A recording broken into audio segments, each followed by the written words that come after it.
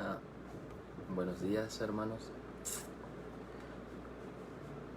Vamos a ir esperando que se conecte la gente. Ya no acabamos de ver. Pero no, quizás todos se durmieron, ¿verdad? Ok. Vamos a ir esperando. Buenos días, hermana. Ah, buenos días tengan. Pues, como en la escuela, ¿no? Ya con uno empezamos. Ok. Buenos días, hermanos. Es un privilegio otra vez poder estar aquí con ustedes a través de este medio. Hermanos, si escuchan mucho ruido, alguien está taladrando o martillando, es que están construyendo aquí al lado de mi casa. Entonces, no soy yo ni nadie aquí en la casa, es al lado. Pero tengan muy buenos días, hermanos. Qué bueno que se están conectando y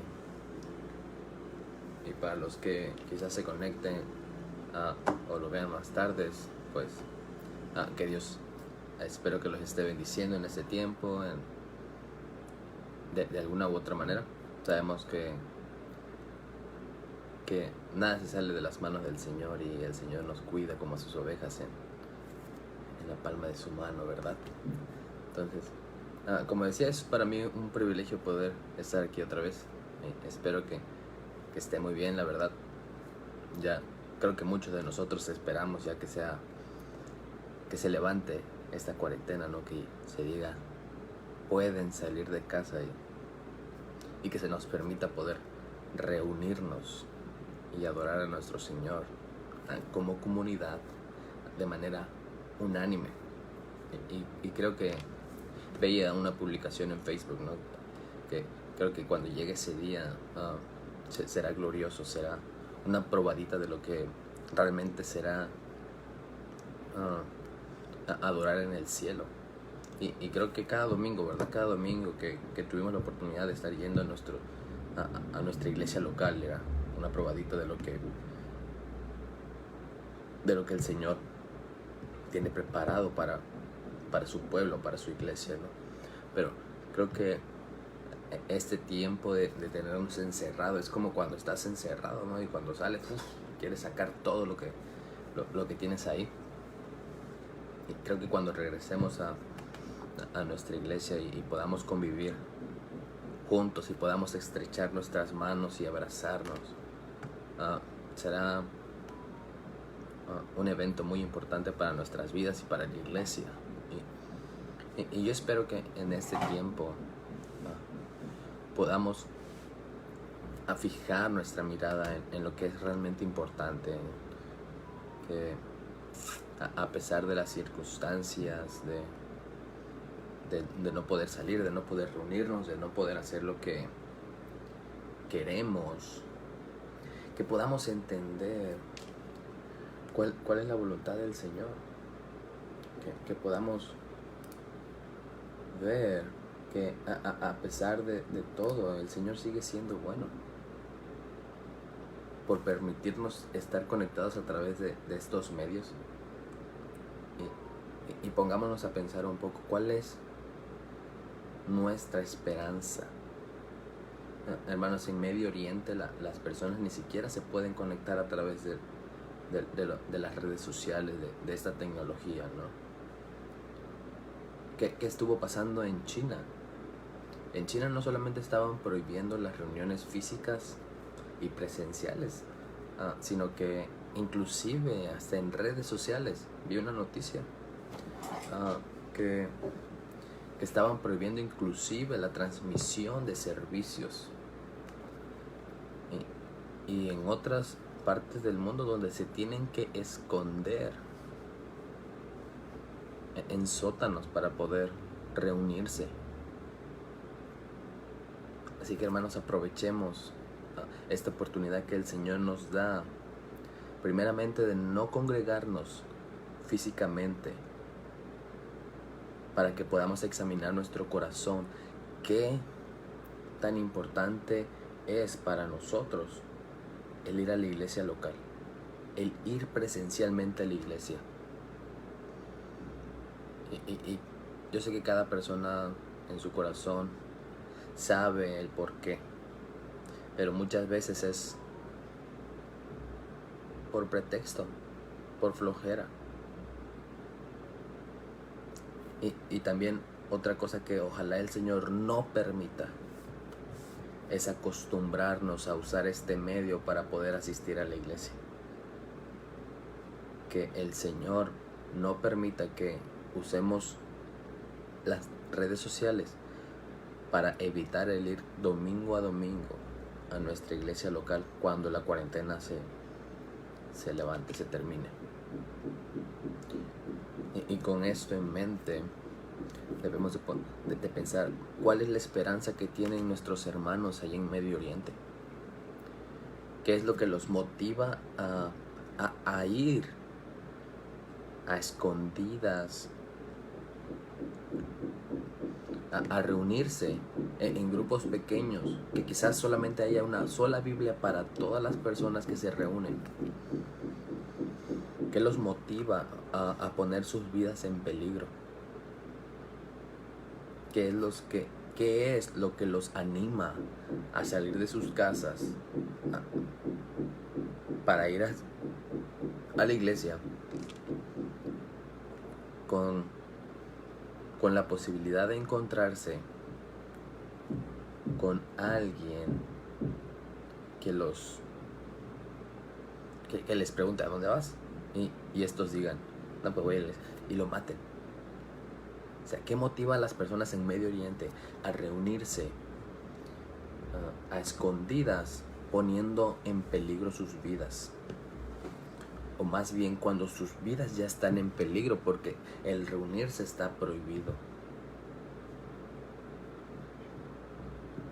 Entonces, hermanos, no veamos esto tampoco como algo muy grave que atenta contra nuestra vida. Es algo que el Señor permite, sí, esta pandemia, pero no nos olvidemos de aquellos que viven en el Medio Oriente, que todos los días arriesgan su vida, y no a causa de una pandemia, sino a causa de la oposición que hay en contra del Evangelio. Y ellos se arriesgan su vida cada vez que salen de sus casas, o cada vez que permiten que gente entre a sus casas para que el Evangelio sea predicado. ¿Cuál será su esperanza? ¿Qué los motivará? Y claro, podemos decir, no, pues Cristo.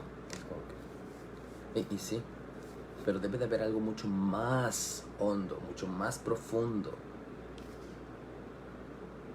Porque quizás decir Cristo es como que muy general, pero debe de haber algo más. Y eso es lo que quiero que veamos un poco en la carta de Pedro, en la primera carta de Pedro.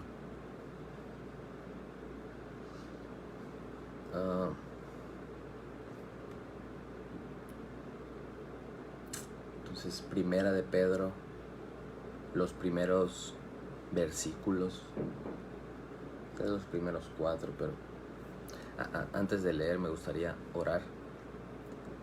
Tengan muy buenos días todos, a los que se van conectando, y me gustaría que oráramos, o me gustaría orar.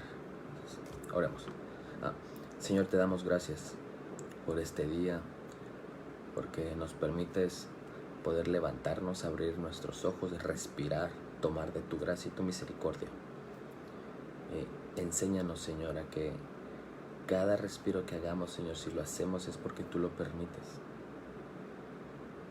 Ensancha nuestro entendimiento, Señor, y nuestro corazón para poder atesorar en este tiempo, Señor, el que no se nos ha sido prohibido las transmisiones y el conectarnos a través de la tecnología, Señor. No como así ha sido en otros países, en otros lados del mundo, Señor, donde está prohibido el reunirse, donde está prohibido el transmitir en vivo una reunión eclesiástica o cristiana. Te pedimos primeramente, Señor, que guardes a esas personas, que eso que ellos tienen en mente, que los hace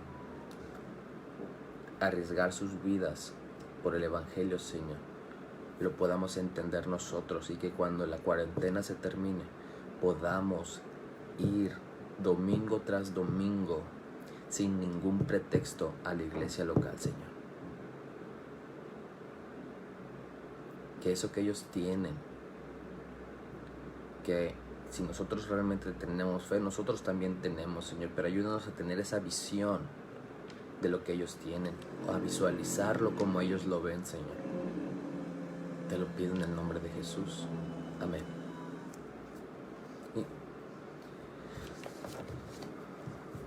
Sí, como estaba diciendo, que el Señor nos ayude a visualizar eso que nuestros hermanos en el Medio Oriente tienen, a visualizar eso que nuestros hermanos en Medio Oriente tienen, que lo podamos nosotros también visualizar del mismo modo que aflicciones como las tribulaciones, aflicciones como las que estamos viviendo no se comparan a lo que ellos viven día tras día al arriesgar sus vidas.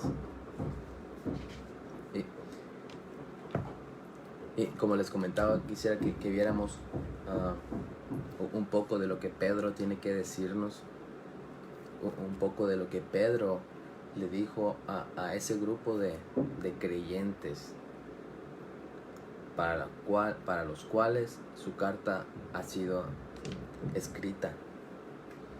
Y quizás quisiera que tuvieras en mente un par de preguntas, o quizás tres, un par. ¿Cuál es tu esperanza? La primera pregunta, ¿cuál es tu esperanza? La segunda, ¿dónde está tu esperanza? Y la tercera, ¿cómo es esa esperanza?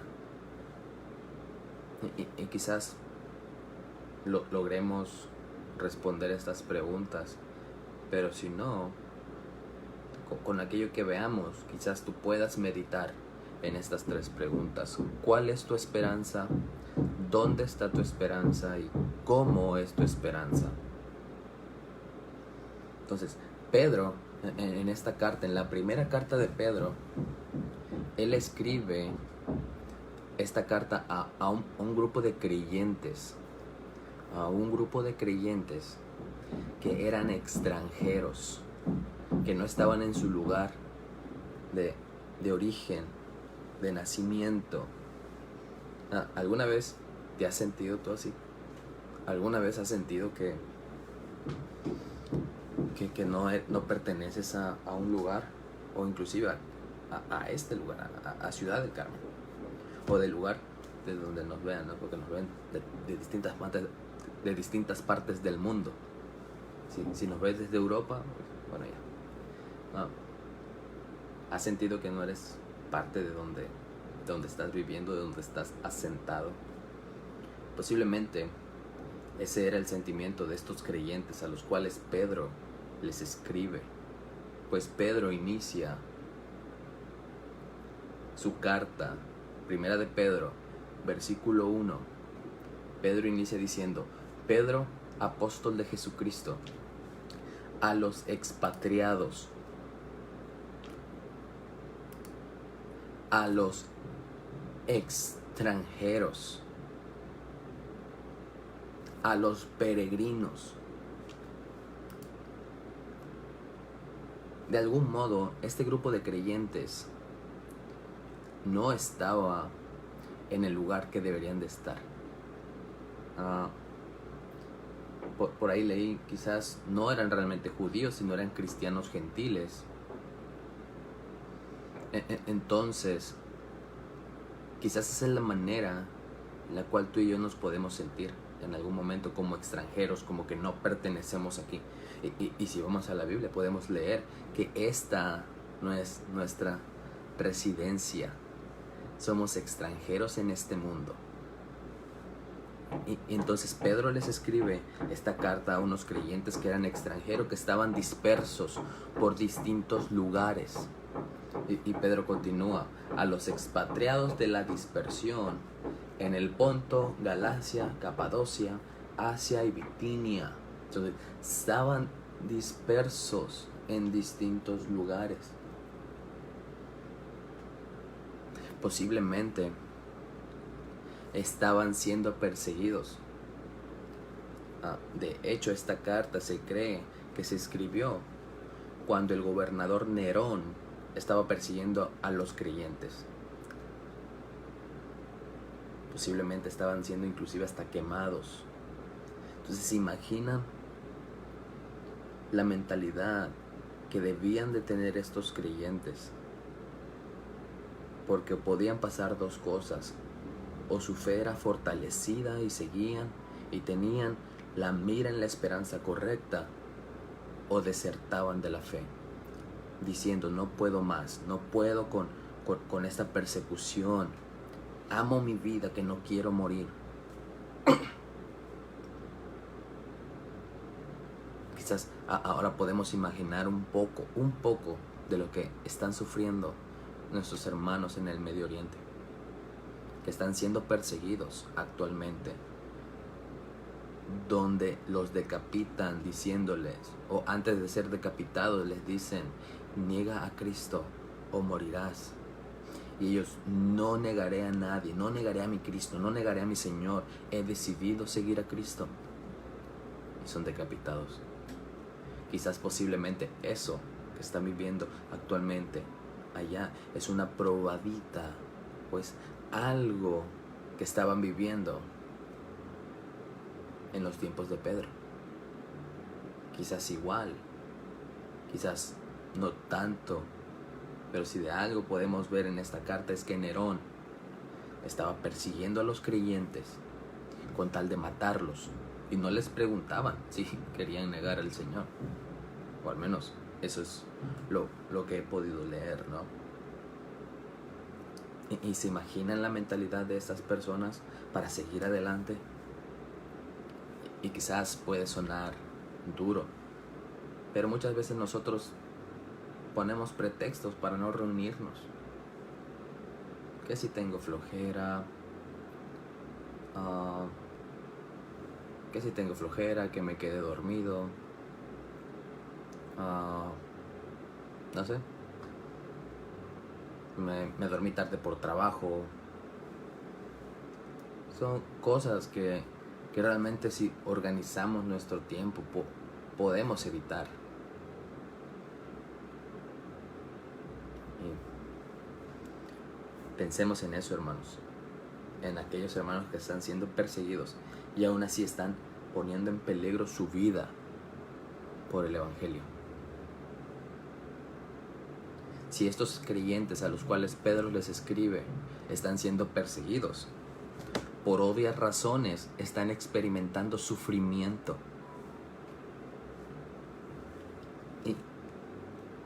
Y no recuerdo si fue ayer o algún otro día donde se hizo la pregunta, donde se comentó algo así de ¿por qué Dios permite el sufrimiento?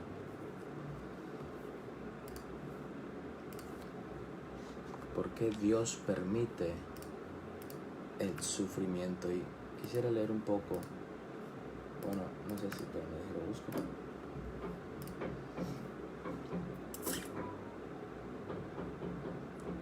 Y Pedro, continuando, Pedro escribe esta carta.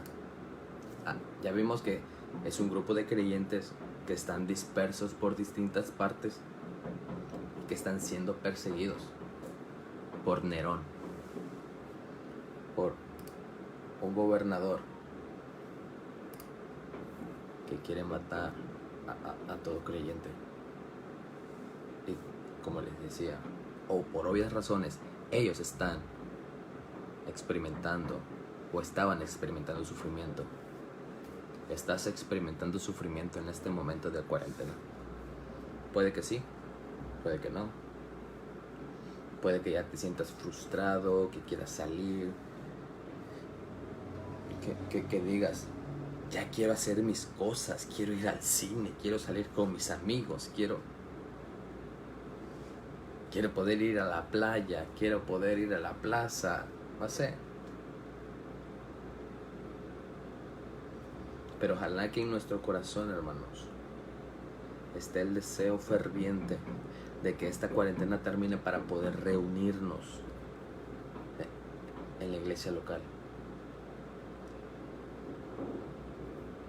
Pedro les escribe esta carta a los creyentes para mostrarles que hay algo mucho, pero mucho mejor en el futuro, que eclipsa el sufrimiento presente. Pedro les va a enseñar que hay algo en el futuro, algo que viene, que va a opacar, que va a eclipsar el sufrimiento presente. Que lo que viene en el futuro será mucho más glorioso, que todo el sufrimiento presente en estos tiempos, en esta vida mortal, efímera, no tendrá la suficiente importancia cuando veamos a nuestro Salvador, a nuestro Redentor, cara a cara. Hay una frase de un reformador que dice, que se llama Jonathan Edwards, que dice: todo esto que estamos viviendo es todo el infierno posible que un creyente puede sufrir.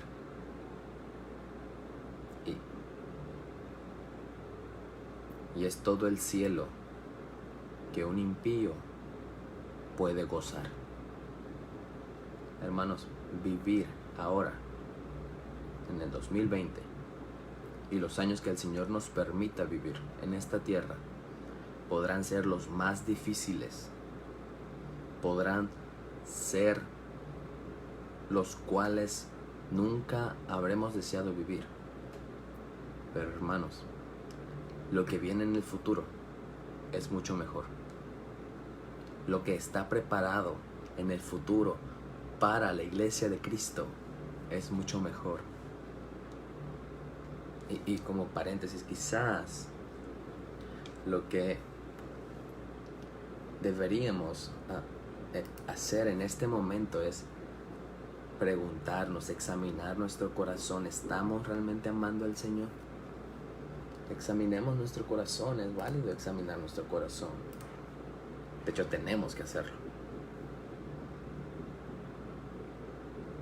Entonces, Pedro escribe esto para decirles: hey, esto que están viviendo, esta persecución que están viviendo por parte del hombre, será eclipsada, será opacada por lo porvenir, por lo que viene en el futuro. Y hermanos, Pablo dice en Primera de Tesalonicenses 5, versículo 10, Primera de Tesalonicenses 5, versículo 10, dice: para que ya sea que estemos vivos o muertos. Una vez más, para que ya sea que estemos vivos o muertos, vivamos juntamente con Él. Muertos o vivos, vivos o muertos, viviremos juntamente con nuestro Señor. Eso es lo que prácticamente Pedro le está diciendo a los creyentes. Hey, ya sea que estén vivos y siendo perseguidos, o que mueran en la persecución, vivirán con su Salvador, vivirán con el Señor.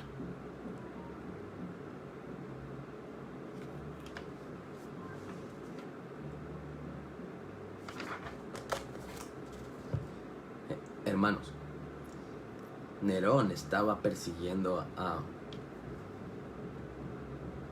los creyentes, pero algo muy importante que debemos de tener en cuenta es la ira de Nerón era ínfima, era pequeña, era diminuta a comparación de la ira de Dios. La ira de Nerón era tan pequeña, o es tan pequeña, a comparación con la ira de Dios, la cual, sin la esperanza correcta o el Salvador correcto, usted y yo tendríamos que soportar. Hermanos, la ira de Nerón en ese tiempo para con los creyentes era pequeña. Ellos inclusive, los creyentes, inclusive se podían quedar encerrados en su casa y no sufrir esa ira, esa persecución. Hermanos, pero de la ira de Dios nadie escapa. La ira de Dios vendrá en algún momento. Y en el día del juicio final, en el día que estemos parados delante del trono, delante del tribunal de Dios, ¿cómo seremos hallados? ¿Cómo será hallado usted? ¿Cómo seré hallado yo?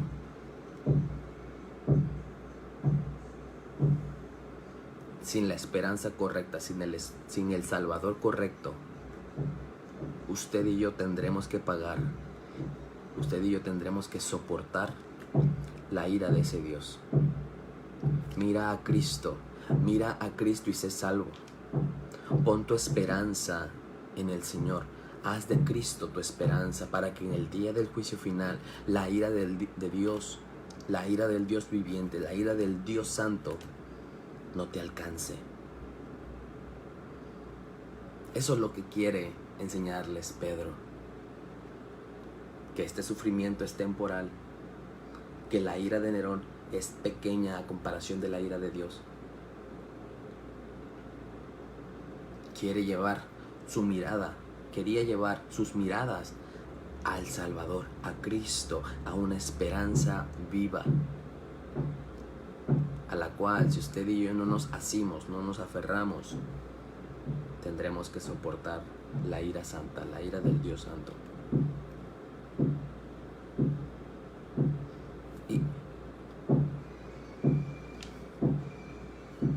Y Pedro mencionará más abajo, en los siguientes versículos, pero menciono rápido. Esta esperanza a la cual Pedro los quiere animar a ver es que esta esperanza está absolutamente prometida y asegurada por la resurrección de Cristo. La resurrección de Cristo ratifica y nos asegura la promesa y el pacto que Dios hizo en Génesis 3:15.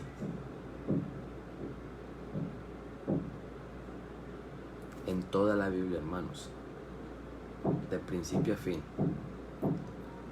todo lo que Dios quiere hacer es salvaguardar su pacto, su promesa que hizo con Él mismo.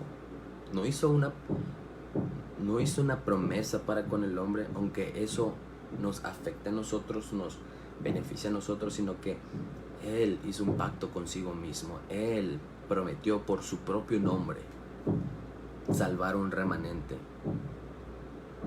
salvar a su pueblo, y por amor de su nombre, a través de toda la Biblia, veremos cómo Dios hace lo que tiene que hacer para guardar la promesa que vemos en Génesis 3:15.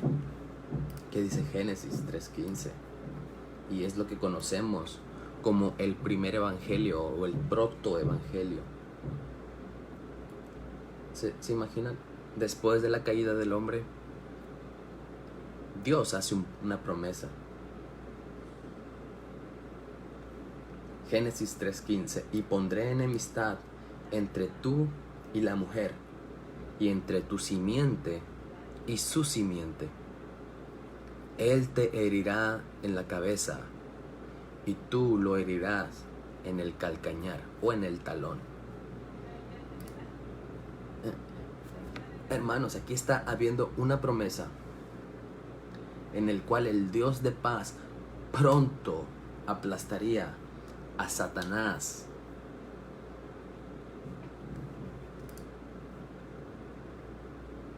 Entre tu simiente y su simiente, Él te herirá en la cabeza, y tú lo herirás en el calcañar. Esa promesa, hermanos, es la cual Dios guarda durante todo el Antiguo Testamento hasta que Cristo viene y muere en la cruz, y ahora la resurrección de Cristo es lo que nos asegura esa salvación. Esos creyentes que están, para los cuales fue escrito la carta de Pedro, serían, bueno, esos creyentes y nosotros seríamos los más dignos de lástima si la resurrección no fuese verdadera. Pero hermanos, confiamos que la resurrección de Cristo es totalmente verdadera.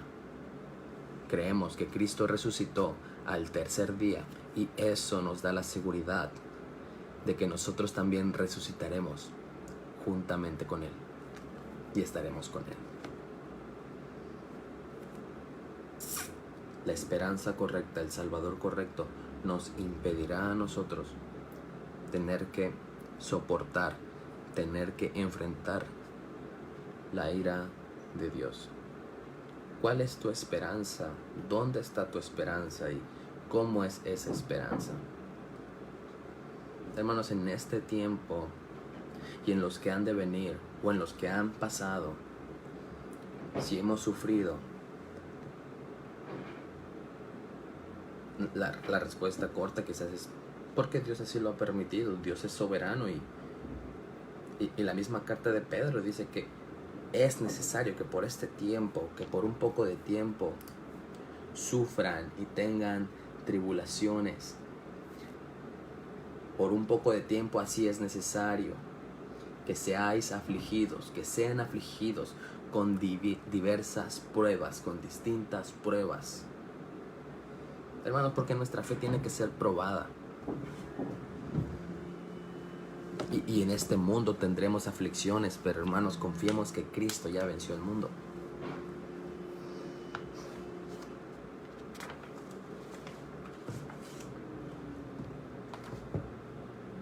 ¿Cuál es tu pensamiento en este momento que no puedes hacer lo que tú quieres, lo que a ti te agrada?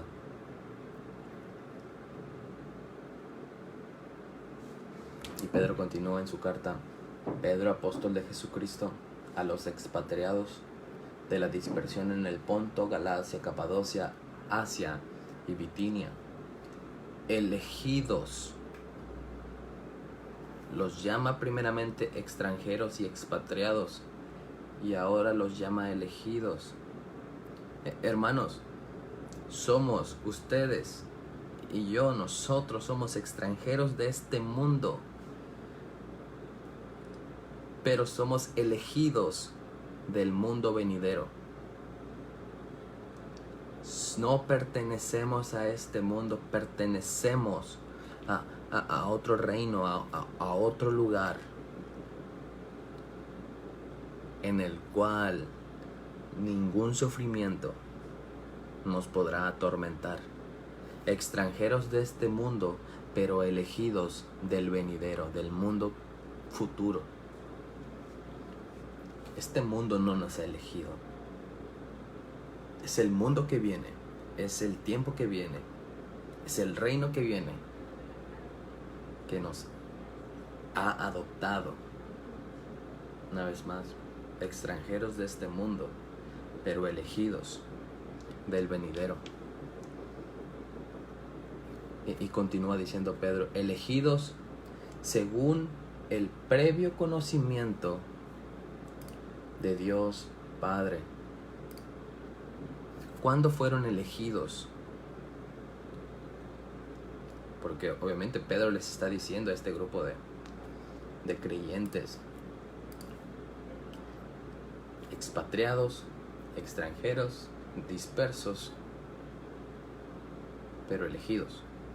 ¿Cuándo este grupo de creyentes fue elegido?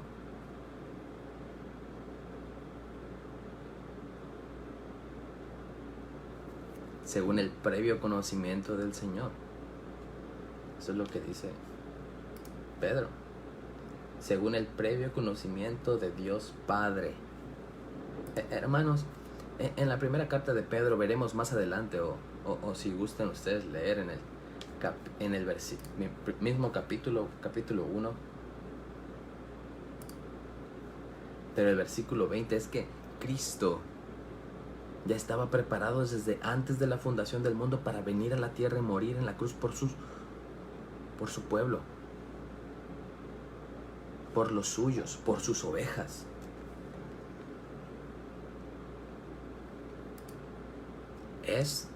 La cruz no fue un plan B, no fue un plan C.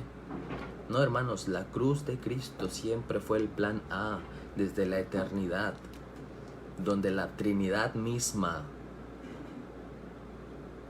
se confabuló, si podemos usar esa palabra. La Trinidad misma se puso de acuerdo, donde la segunda persona de la Trinidad voluntariamente dijo: yo moriré por ellos en la cruz. Desde antes de la fundación del mundo.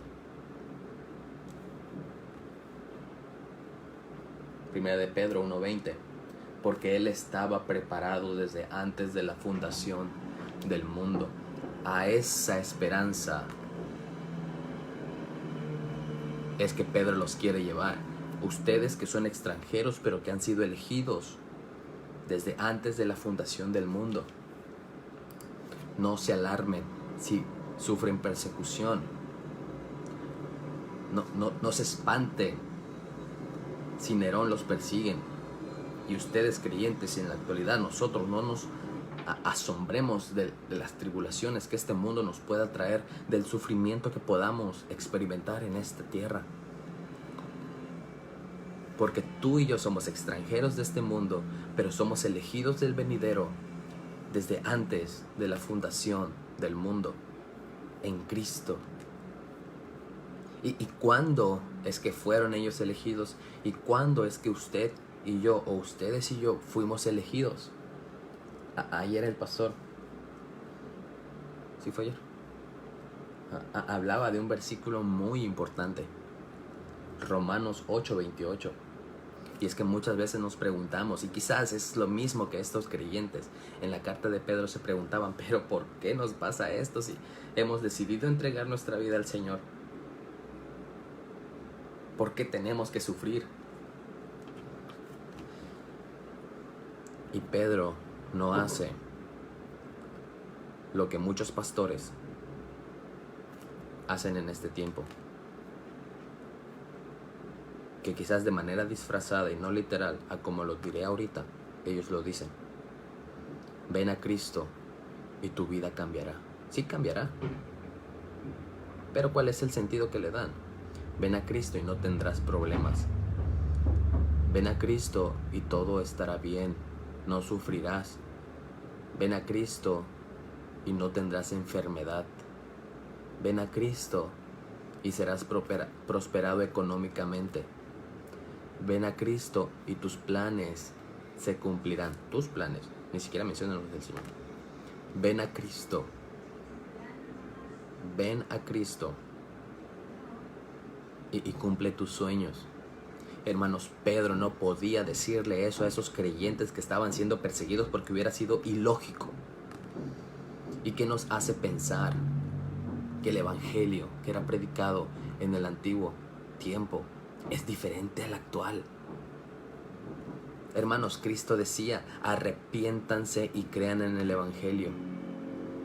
Y los pastores de ahora dicen: Dios es chido, vengan, traigan al Señor lo que quieran, lo que tengan en su corazón, y Él lo va a cumplir. Hermanos, no es así. El cristianismo no es así. Esos creyentes estaban sufriendo, y el pensamiento de: Señor, ya no quiero sufrir, no se iba a cumplir, al menos no de esa manera. Y quizás ellos también se preguntaban: ¿por qué tenemos que sufrir? Y nos podemos acordar de Romanos 8:28, que dice: y sabemos que para los que aman a Dios, todas las cosas cooperan para bien. Todas, hermanos, no hay ninguna que no coopere para bien. La pregunta es: ¿Cuál es ese bien? ¿Cuál es ese bienestar que está prometido, que se cumplirá a pesar de todo el sufrimiento, de todas las cosas que nos ocurran? Porque ahí dice, los que aman a Dios, todas las cosas cooperan para bien. ¿Cuál es ese bien? Y obviamente esto se aplica. Pablo continúa diciendo, esto es, o sea, esto es para los que son llamados conforme a su propósito. ¿Cuál propósito, hermanos? ¿Cuál bien y cuál propósito? Para entender por qué es que todas las cosas cooperarán para bien o nos ayudarán para bien, sigamos leyendo el versículo 29. Hermanos, en la mente de Dios, la cual nosotros no podremos comprender, porque nuestra mente es finita y su mente es infinita y sus pensamientos son diferentes a nuestros pensamientos. Dice, porque a los que de antemano, a los que antes conoció, ¿cuándo nos conoció? En la fundación, antes de la fundación del mundo. Porque a los que de antemano conoció, también los predestinó. Wow. Todas las cosas cooperan para bien. Esto es a los que aman a Dios conforme a su propósito. Y esto aplica a los que antes conoció. También los predestinó. Y aquí viene para qué sirven todas las cosas que nos ocurren, Señor, sean buenas o malas. También los predestinó a ser hechos, o para ser hechos conforme a la imagen de su Hijo. Hermanos, todas las cosas nos ayudan a ser como Cristo. Todas las cosas, buenas o malas, que nos pasen, cooperarán para nuestro bien. ¿Cuál es nuestro bien mayor? Ser como Jesús, ser como Cristo. Quizás en este tiempo, por nuestro pecado, no logremos en su totalidad ser como Cristo, pero hermanos, en el tiempo venidero, seremos como nuestro Salvador. Para que Cristo sea el primero, el primogénito entre muchos hermanos. Seremos igual que nuestro hermano Jesús, seremos igual que nuestro Salvador Jesús. Pedro los está animando a que vean su salvación, su rescate, como lo más preciado en este mundo. ¿Cómo se llevará a cabo el que yo pueda prevalecer en este tiempo? Hermanos, es por la obra, dice Pedro, según el previo conocimiento de Dios Padre, por la obra santificadora del Espíritu, para obedecer a Jesucristo. Hermanos, si hemos sido salvados, no es para que vivamos conforme a nuestros pensamientos y nuestros propios deseos. Hemos sido salvados para obedecer a Jesucristo, por la obra santificadora del Espíritu, el cual dará resultado la salvación de su pueblo.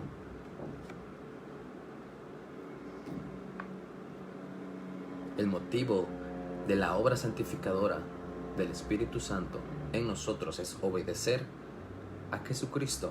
Y continúa diciendo, y ser rociados con su sangre. Ser rociados con su sangre. Éxodo 12:13. Éxodo 12:13 dice, no todo, sino cierta parte del versículo dice, y cuando vea la sangre, este es Dios hablando, y cuando vea la sangre, pasaré sobre ustedes y ninguna plaga los destruirá. este capítulo 12, nos está explicando la Pascua. Y Dios les dice: maten a un cordero, un macho sin defecto, y pongan esa sangre, la sangre de ese cordero derramada, pónganla en sus dinteles, en sus muros, en sus puertas, para que cuando yo pase y vea esa sangre, ninguna plaga los destruirá. Y Pedro dice: y ser rociados con su sangre. ¿No les suena eso familiar? ¿No hay algo que ustedes puedan pensar, ser rociados con su sangre, que Pedro les dice a los creyentes: ustedes han sido salvados para obedecer a Jesucristo y ser rociados con su sangre? ¿Y qué pasa en la Pascua en Éxodo 12? Todo aquel o toda puerta que era rociada o que era, por decirlo así, pintada con sangre del Cordero perfecto y sin mancha, viviría. Ninguna plaga lo destruiría. Hermanos, si usted y yo hemos sido lavados con la sangre del Cordero derramada una sola vez y para siempre, usted no necesita estarse poniendo y quitando la sangre de Cristo. Hermanos, la sangre de Cristo fue derramada en la cruz para que nosotros fuésemos rociados. Y esa ira que mencionaba al principio no nos alcance, no nos destruya.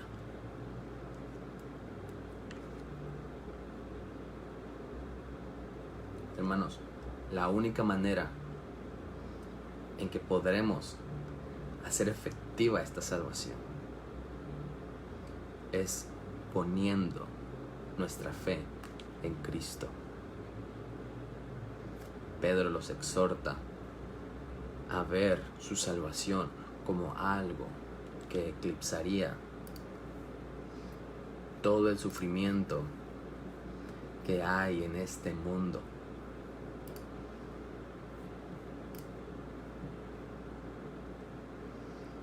Hermanos, Dios ha salvaguardado su promesa desde el Génesis hasta el día que Él vuelva, hasta el día que nuestro Redentor vuelva.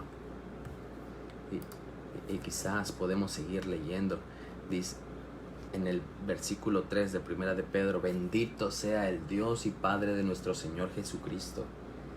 Bendito sea Él, porque Él nos ha salvado, hermanos, por medio de Cristo, quien según su gran misericordia nos ha hecho nacer de nuevo. ¿A qué? ¿Para qué nos hizo renacer? ¿Para qué nos hizo nacer de nuevo el Espíritu Santo, oh Dios? Para una esperanza viva, mediante la resurrección de Jesucristo de entre los muertos. Hermanos, mencionaba que la resurrección de Cristo es nuestra garantía de que la esperanza que tenemos es viva y es segura.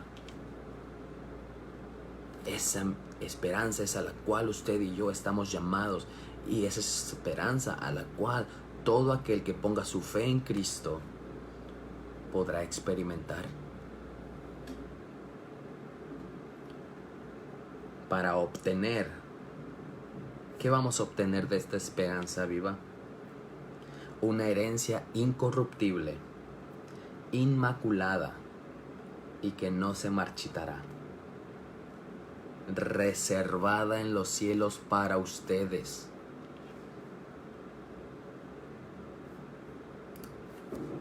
Ven cómo lo que Pedro les insta a estos creyentes es a mirar esa herencia incorruptible, inmaculada, o más bien pura, y que no se marchitará, o sea, que nunca terminará, que no es perecedera, sino que es eterna. Esa esperanza es la que está reservada en los cielos para ustedes, para nosotros, para su iglesia, para su pueblo, para sus elegidos antes de la fundación. Es esa esperanza a la cual usted y yo tenemos que mirar con seguridad y abrazarla, esperando el día que nuestro Señor regrese para poder experimentarla. en este mundo, hermanos. Es todo, como dice Jonathan Edwards, este mundo es todo el infierno que el creyente puede vivir o experimentar, hermanos. Pero el día del regreso de nuestro Señor Jesucristo podremos experimentar esa esperanza que no es una esperanza que pueda ser corrupta, sino que es segura y que es pura, es inmaculada y es que no se marchitará, inmarcesible, eterna, no perecedera. ¿Puede su corazón, puede nuestro corazón anhelar más eso que nuestra propia vida aquí en la tierra? Pedro les está diciendo, el Dios que prometió en Génesis 3:15 dar una simiente para aplastar la cabeza del enemigo, de Satanás, de la serpiente, ese mismo Dios que hizo esa promesa, es el Dios que está al final del camino con una esperanza incorruptible, inmaculada, que no se marchitará, reservándola para ustedes, para nosotros. ¿Cómo podemos ver que Dios realmente tiene esa esperanza para nosotros? ¿Cómo usted y yo podemos estar seguros de que la esperanza que Pedro les está diciendo a ellos y que nos dice a nosotros, que está reservada, es real, que está asegurada para nosotros, hermanos? Todo lo que el Señor ha hecho, no en nuestras vidas, que cuenta, sino a través de toda la historia de la redención. Todo lo que el Señor ha hecho para que la promesa de Génesis 3:15 se cumpliera en Cristo, nos da la certeza de que la esperanza que está reservada es real para usted y para mí, y para todo aquel que decida confiar en el Señor Jesucristo como su único Señor y Salvador. Mateo 1 inicia con la genealogía de Jesucristo.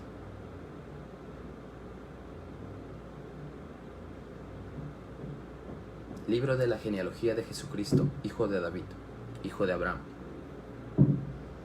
Jesucristo es hijo de David, hijo de Abraham. ¿Qué pasa con estas dos personas? Abraham engendró a Isaac. ¿Qué pasó con Isaac? Su padre, por obediencia al Señor, lo quería entregar. El Señor prácticamente le dice, entrégame a tu hijo. Y Abraham, por obediencia, estuvo a punto de hacerlo. Pero ¿qué ocurrió? El Señor trajo un sustituto para salvar la vida de Isaac. Abraham estaba dispuesto a entregárselo al Señor, a Dios, pero Dios proveyó de un carnero, proveyó un sacrificio para que Isaac fuese salvado. ¿No te suena eso familiar? Un sustituto para salvar la vida de alguien. Al salvar la vida de Isaac, Dios salvó la vida de Isaac. Isaac engendró a Jacob. Y vemos que Isaac tuvo 2 hijos, ¿no? Pero ¿qué pasa con Ismael? ¿Por qué Ismael no es contado aquí? Porque, hermanos, Dios está dispuesto a salvaguardar su promesa. Y vemos que Isaac engendra a Jacob. Y vemos quizás en la Biblia, en Romanos 9, a Jacob amé y a Esaú aborrecí. Y puse una imagen ahí en Facebook, ¿no? Que decía, pero ¿cómo es que? Se le pregunta a Charles Spurgeon, ¿cómo es que? No entiendo, ¿cómo es que Dios aborreció u odió a Esaú? Y Spurgeon sabiamente responde, a la verdad, eso para mí no es dificultad, yo puedo entender eso. Lo que no puedo entender es cómo Dios amó a Jacob. Y hermanos, vemos que Jacob no era alguien realmente el cual era digno de amar, pero el Señor decidió amarlo. El Señor escogió a Isaac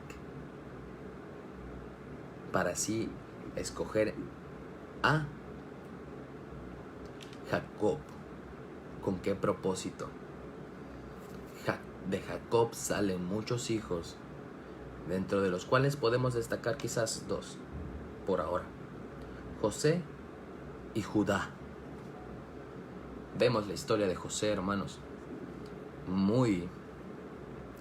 quizás muy motivadora, porque vemos todo el tramo que José tuvo que pasar, y vemos luego cómo es ensalzado a ser segundo del faraón en Egipto. Sí, en Egipto, no en Israel, no en Belén, no en Egipto, una ciudad pagana. José obtiene riquezas, obtiene todo lo que Dios pudiéramos desear, ¿verdad? Pero la historia de José no se trata de José. En la genealogía de Jesús, en Mateo 1, el hijo o el nombre que aparece ahí es Isaac a Jacob, engendró a Jacob, y Jacob engendró a Judá y a sus hermanos. ¿Sí? Podemos ver que ahí están sus hermanos, pero el nombre que aparece es Judá. Y si nos remontamos a Génesis, la historia de José no se trata de lucha las batallas, enfréntalas, y si las pasas, te bendeciré. Hermanos, ¿queremos ser bendecidos por cosas paganas? ¿Queremos recibir de Egipto nuestra bendición? ¿Quiere usted recibir de Egipto su bendición? Yo no creo así. Inclusive el mismo José dice: sí, el Señor me ha bendecido en esta tierra de mi aflicción. Ni siquiera José estaba contento al 100%, quizá. Llamaba a Egipto la tierra de su aflicción, a pesar de tener todo lo que tenía, de ser el segundo. Pero la historia de José no se trata de José, se trata de Judá. Y hay una parte en la historia de José donde Judá, sin saber que José era su hermano, le dice: tómame a mí en lugar de a mi hermano menor, porque si mi hermano menor no regresa a mi padre morirá. Tómame a mí y pon sobre mí el castigo, así mi padre será complacido. ¿Te suena eso familiar? Y vemos más nombres. Judá engendró de Tamar a Fares. Fares quizás no lo vemos mucho en la historia, pero en el libro de Ruth podemos ver que quizás Fares, o más bien Fares, es pariente de Boz. ¿Y quién es Boz? El redentor mortal de Ruth, una moabita. Y no olvidemos que Boz es hijo de Rahab, una ramera. ¿Qué pasa entre Boz y Ruth? Boz es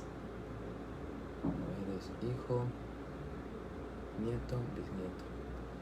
Boz es el bisabuelo, lo siento, Boz es el bisabuelo del rey David. Hermanos, veo cómo desde el principio Dios provee un carnero para salvar la vida de Isaac, un sustituto. De esa acción, de esa intervención divina, sale Jacob. De Jacob, José y Judá. Y José es puesto en donde fue puesto porque Dios ahí lo puso para salvar a su pueblo. Judá viene Fares, y de Fares podemos ver a Boz. De Boz con Ruth vemos a Obed, de ahí a Isaí, y de Isaí a David. ¿Quién es David, hermanos? ¿Recuerdan a Judá? Es como que su tatarabuelo, Judá de David. ¿Y qué vemos en David? Algo semejante a Judá. ¿Qué dice 1 Samuel 17? Mándenme a alguien a que pelee contra mí. Goliat diciendo eso. Goliat diciendo, mándenme a alguien a que pelee contra mí.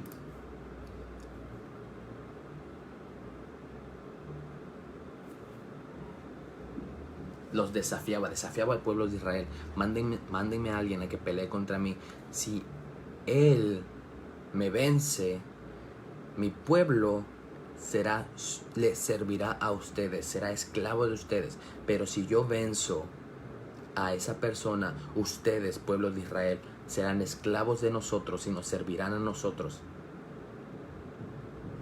¿Y qué hace David? David se para enfrente de Goliat en representación del pueblo de Dios. Pelea contra Goliat y lo mata. Inclusive le corta la cabeza. Y gana la victoria en representación del pueblo de Dios. ¿Te suena eso familiar?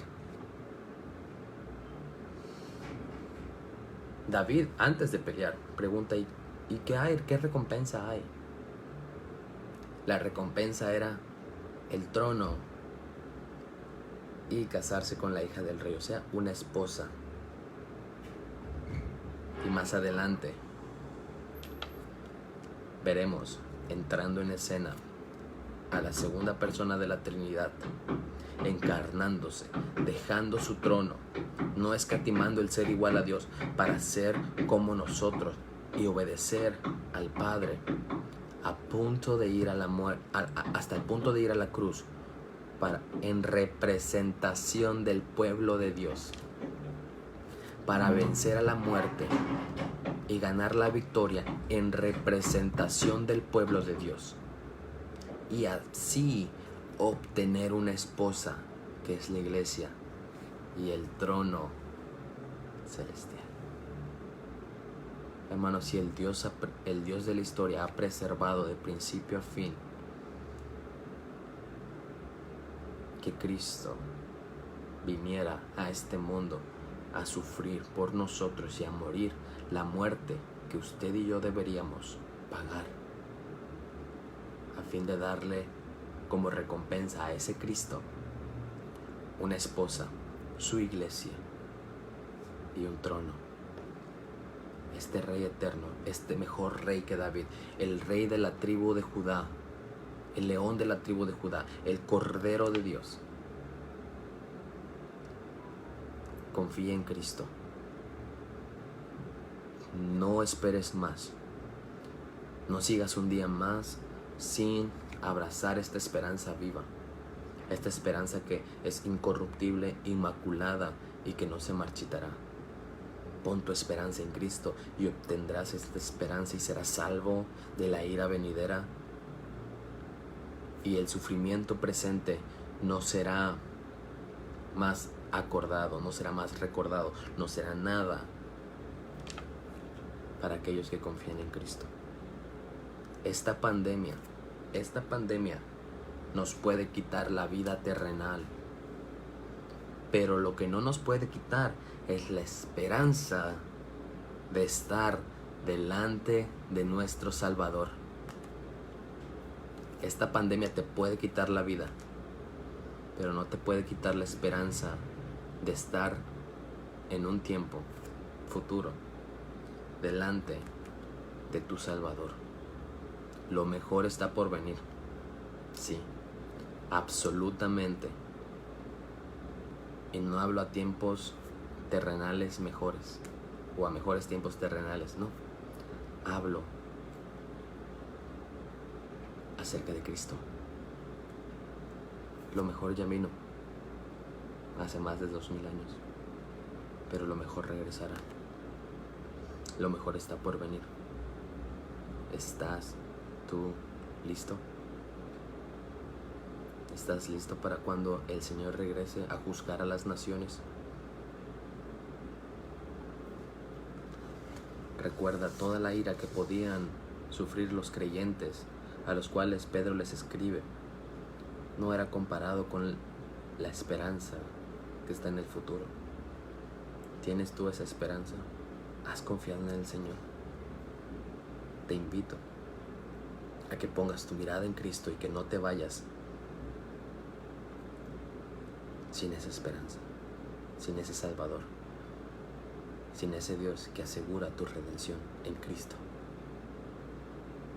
Que este tiempo, hermanos, de pandemia no nos quite la esperanza. Nos puede quitar la vida. Podemos fallecer, podemos morir.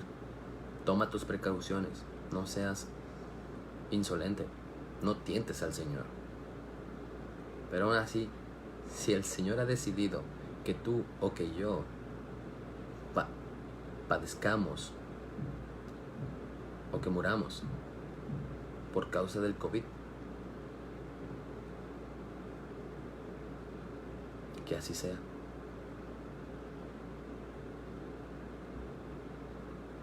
Dios es soberano. Toma tus precauciones, que el Señor guardará de nosotros.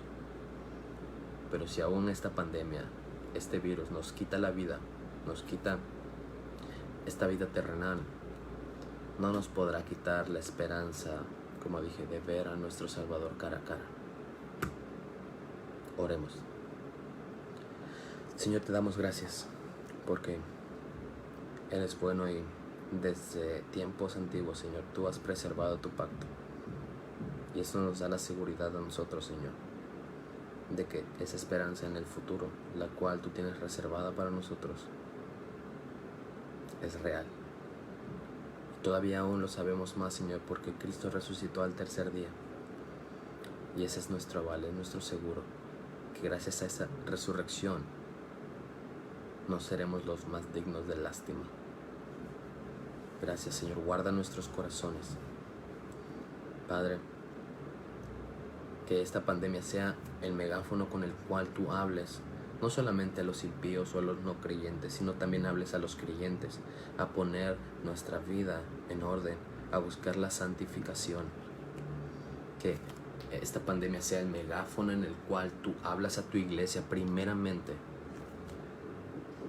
para que tu iglesia, Señor, se examine a sí misma y vea cómo ha estado caminando todo este tiempo. Padre, que aquel que empezó la buena obra en nosotros la termine y la terminará para cuando tú vuelvas. Ayúdanos, Señor, a buscar la santificación, para que cuando el día del juicio final no tengamos que enfrentar por nuestras propias fuerzas a la ira del Dios Santo, sino más bien que podamos decir: pero tú, Señor, tú Dios, al que no conoció pecado, lo hiciste pecado, para que nosotros fuésemos hechos justicia tuya en Él. Aférrate a Cristo y no dejes ningún minuto más de tu vida sin Él. Arrepiéntete y cree en el Evangelio. Y desde hoy serás salvo. Amén. Bueno, hermanos, espero que haya sido de bendición y que podamos preguntarnos cuál es nuestra esperanza, dónde está nuestra esperanza y cómo es nuestra esperanza a la cual nos estamos aferrando. Que tengan un excelente día y abrazos.